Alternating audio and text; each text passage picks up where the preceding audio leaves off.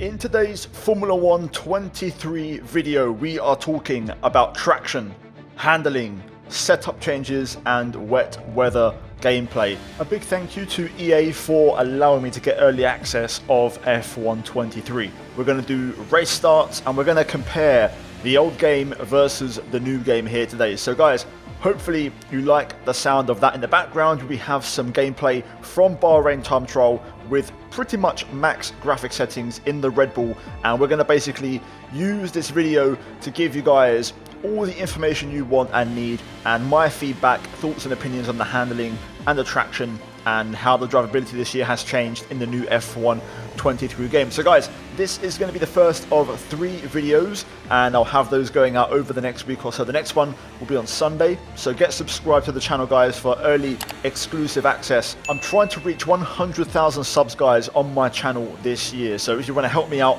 I would massively appreciate you subscribing to the channel for daily F1 content and also, like I said, exclusive gameplay of the new game early ahead of release. I've got also more videos arriving over the next week. I've got another one on Sunday. Get subscribed for that gameplay and leave a like on this video, as that will massively help me out guys in the algorithm. And yeah, without further ado, let's jump into it and let's break down a hot lap of Bahrain comparing F1 22 versus F1 23.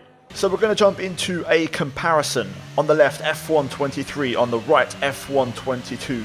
This was essentially my 2 best laps in time trial with a default setup, and we're going to put them side by side, and you're actually going to be surprised to do the things we pick up from this gameplay. So we're going to run the clip, and straight away we're going to talk about braking, which is one of the first things I noticed in this game. So F1 23 for me has longer braking zones. You have to brake a bit earlier. You can't quite slam on the brakes like F1 22. I find the braking power isn't as high, so you have to bear that in mind. I'm using a default setup on both, so with that in mind, you have to basically brake a little bit sooner. I'd say in the case of Bahrain Turn 1, approx 130 meters compared to F1 22, which is about 110. So bear that in mind. That's going to be the case pretty much the whole lap, especially circuits as well, where there's big braking zones, heavy braking zones. With that said, top speed also pretty similar. F1 23 maxed out at 329, 330, and so did F1 22, so no big change. Even though the engine note is different this year, the actual straight line speed is the same, which I was a little bit thrown off by the Vegas video the other day. It seemed like the cars were just maxing out very easily, but it's actually partly the sound effect this year and the engine note. Anyway, let's get to the apex of turn 1, and you can see we actually struggled to hit the apex in 23 compared to 22. There is a little bit less low speed grip and a bit more you have to be a bit more patient in the low speed with the new game. That's one thing I would point out straight away. But we now get into the thing everybody wants to know, and that is traction. So I'm going to pause the frame here and you'll see the difference in throttle input. We are full throttle in 3rd gear compared to F1 22, where we are about 75-80% throttle in 3rd gear, trying to keep the gears more or less the same in both clips and just showing you what's possible in the new game. I didn't actually find a huge difference with the new game as much as it may seem. I was able to actually push F1 22 quite nicely to the limit with a default setup, but there is definitely much better traction in the new game, and that was also noticeable through turn 2, especially on the curb on the exit heading through the kink of turn 3. And yeah, overall I feel like the new game just has a lot better balance. So you get a bit more lower speed kind of understeer and a bit slower lower speed, which gives you in turn a bit of stability and a bit better traction to get the power down on corner exits. We then open the DRS, making our way down the 2nd DRS straight, and we make our way into turn number 4. Now again, braking here, pretty heavy brake zone to be fair, and in F1 22 and 23 we actually brake pretty much on the same spot. There's not much difference here. Admittedly, it's one of them corners where you can take a lot of different lines, and we definitely get a bit more to the left side in 23, so that opens up the corner a bit more, which is ideal. This traction zone though, turn 4, is where you can really notice a difference. So on the right you'll see a snap, and we actually go full throttle pretty much at the exact time, and there's 2 key differences here. We get a snap in 22 with the same gear. In 23 we have nice smooth traction, and not just that, the car glides over the exit curb. There is no issues driving over curbs. You know, in 22, the exit curb at turn 2, the exit curb at turn 4, that can be a problem, especially with setups. You can bottom out and have an unstable car. That is not the case with 23. You can basically just, you know, drive over curbs, smash the curbs, and nothing's going to happen. At this point, we go into the kind of sweepers into 5, 6, 7, and 8. And there's one thing I want to comment on these corners. So in this game, medium to high speed cornering has changed. There is a lot more core raw downforce. So in past games, it felt like the tires were generating the grip. This year, you can feel the aero actually holding you down to the road. So you're going to have a much sharper nose on initial turn-in. The car will, you know, pivot, and it will do exactly what you want it to do initially. And then you will feel some understeer creep in the second phase of the corner, which we'll see later on around turn 11, turn 12. But initially, I like it more because it's sharper on the nose and it does what you say, and it's much grippier in the initial high, medium speed cornering phase. Again, on the exit here, we get over the curb on both clips, and the 23 car rides the exit curb a lot better into the now entry of turn number 8. This corner, again, struggling here with the low speed a little bit. We lose quite a lot of time compared to 22, which is what I was saying before, the low speed has changed. Exit of turn 8, also another key area. So it's much simpler to get the power down on this particular section. I took a bit of a wider line, so my exit was slightly compromised, but for the most part, we got the power down flat out in third gear once again, and no need really for a massive short shift. The car responding quite nicely. We then make our way into turn 9 and a tricky turn 10. So we now head into turn 9 and turn 10, and this was also another kind of noticeable corner where 23 was able to ride the brake and get the nose in much nicer, whereas 22 you had to kind of straight line brake and then turn, because if you tried to do both at the same time you'd lock up and go straight on. So 23 has a lot better drivability, and the car just kind of wants to do what you tell it to do much easier, if that makes sense. Traction zone, very easy in 23, but flat out again in third gear, whereas in 22 I had to take a short shift. I actually went straight up to fourth gear on the exit, literally instantly, whereas in 23 I can hold it in third very nicely and actually rev the limiter out all the way and have no traction issues. So yeah, DRS open down the back straight, and we now head into turn 11. This one, again, another key traction zone here, and you can actually even traction up on the exit curb, which was impossible in past games. I found also I could traction up in fourth gear, go flat out in fourth, and no issues really. Although it is one of them corners where you can take a lot of different lines and gears, and there's not a lot of difference.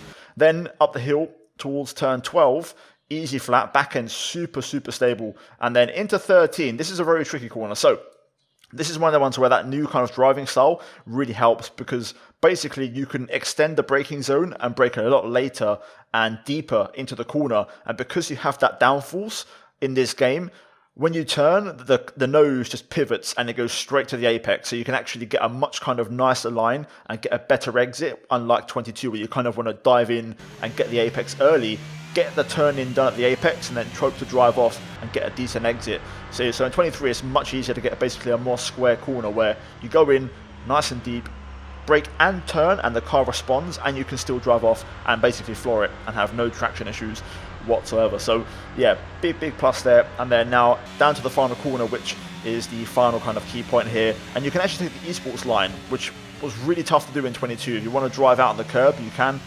Curb's super smooth, super flat, power is great, nice traction and no dramas. And yeah, that's going to close out the lap, guys, at Bahrain. So yeah, big improvement and big difference. Now let's talk about race starts, and we're going to quickly give you a few pointers. So 22 for me, the sweet spot was 9,000 revs. I had really good starts last year's game. I felt like I figured out the best way to do it, and 9,000 RPM, and then basically release the clutch and kind of build your way up through the revs, and the wheel spin was the way to go.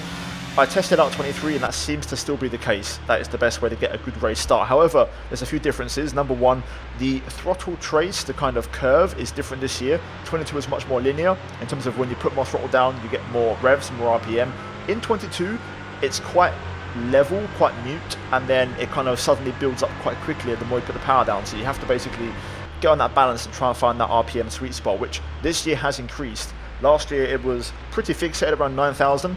This year, it's in the region to 8 to 9,000 revs, so much easier to find the sweet spot, although I would recommend going a bit higher. As the lights go out, we're going to basically do the same old process, find our way through the gears. Now, already you can see in just first gear, we have way more throttle down in 23. We're able to get power down a lot sooner and get a better start. We're also about 9 kph up already, which is a pretty big advantage. And you'll see basically that kind of continue as we make our way through the clip. So I am almost full throttle in second gear, but I felt a little bit of wheel spin, so I had to take a small correction as I short shift to third. But look at that, third gear, as soon as I hit third, we're into full throttle, and we're 12 Ks up on 22, where I'm still in second gear, trying to find that sweet spot on the rear end on the traction. So if you look at 22, it takes me until fourth gear, 167 Ks to get maxed out. And I've already long gone on the clip on the left. And you can also use the kind of lights out kind of Qatar Airways Rolex board as a reference as to how much better of a start we got in 23 compared to 22. I also tested this theory in the wet, and I did a few RPM tests, and I also found that in the wet 9,000 RPM is the way to go.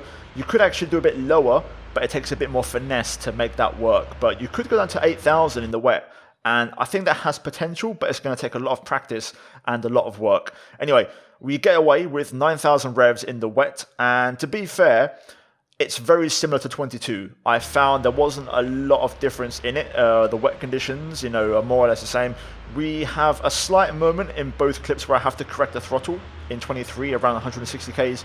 In 22, I have a bit of an oversteer moment. But crucially, we're on the throttle a little bit earlier, a fraction earlier in 23. And surprisingly, even though we're on the throttle earlier, we're actually a bit quicker in 22. So I found there wasn't a heap of difference in terms of race starts in the wet compared to 22. They're pretty similar. I think the skill level was more or less the same. I think it could be better in 23 once we get used to it and we kind of suss out the real details, but for the most part, it's more or less the same. So we're finally going to talk about setups. I'm going to quickly brief these in speed mode, but basically we have much better and kind of improved setup menus this year. So besides the fact they look 20 times better, we have a lot more options. So fuel load's the same, aero is also the same. No changes, of course. The big change was last year for the aero, where they increased to 50 digits, 50 values. Then we have transmission, which is still the same, and then suspension geometry. However, this year suspension has had a huge overhaul across all 6 values. So suspension now goes from 0 to 41.